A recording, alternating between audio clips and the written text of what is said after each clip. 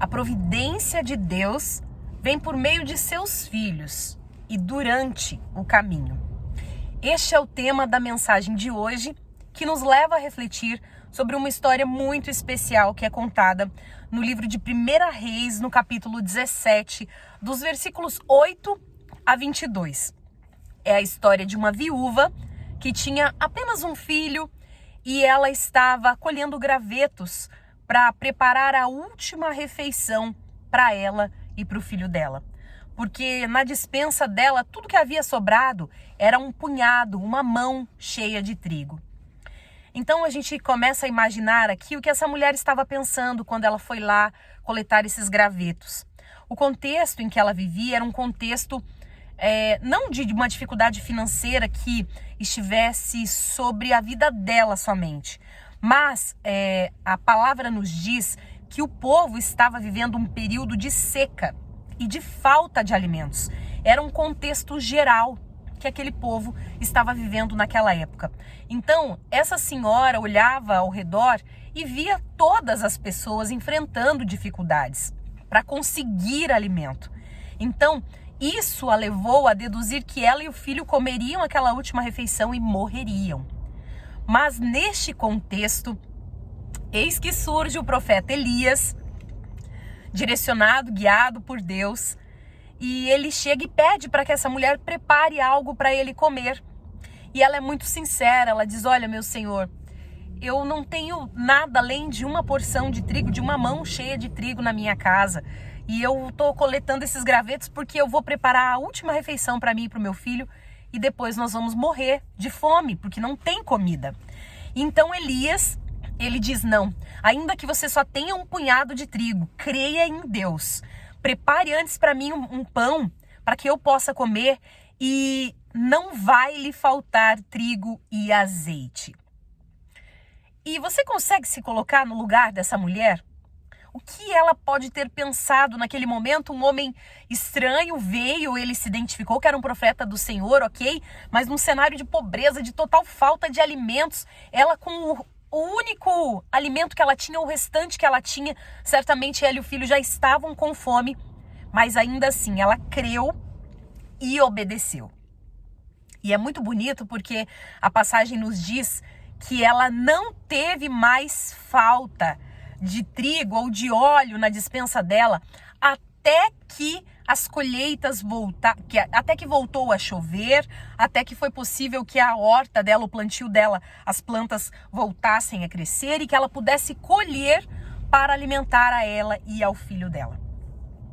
E essa palavra tocou muito forte no meu coração, porque eu fiquei pensando e Deus falou ao meu coração sobre a forma como Ele age, como Ele atua quando o assunto é provisão para que a obra dele seja realizada.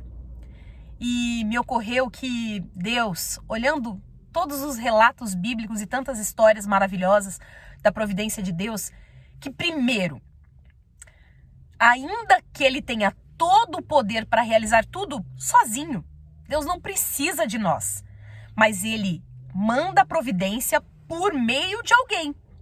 Já parou para perceber? Ele sempre vai usar um filho dele, uma pessoa, uma circunstância, um contexto. Ele sempre usa uma pessoa para que a providência chegue até as mãos de um filho dele. Então, Deus provê por meio de pessoas. E segundo, Deus não provê tudo de início. Quando Ele te pede algo, quando Ele te coloca diante de um desafio, em que Ele vai testar o seu coração, testar a sua bondade, testar a sua fé, Ele vai te pedir algo. E muitas vezes algo difícil, como Ele fez com essa viúva.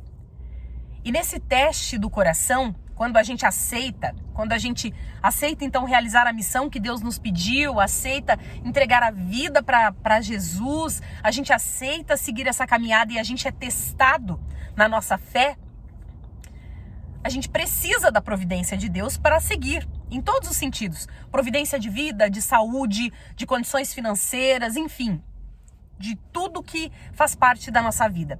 Mas essa provisão, ela não vem toda de uma vez quando você diz sim para Deus.